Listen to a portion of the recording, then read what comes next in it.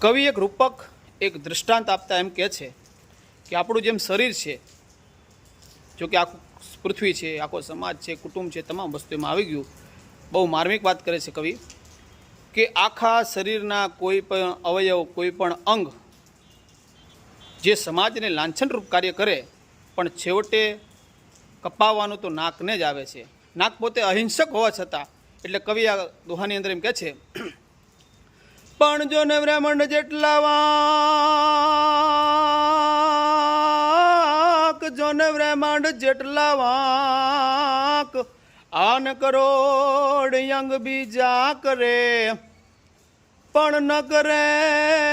જો ને ન કરે ગુનો નાક. હરે રે તોય કાપી નાખે કાગડા, પણ ન કરે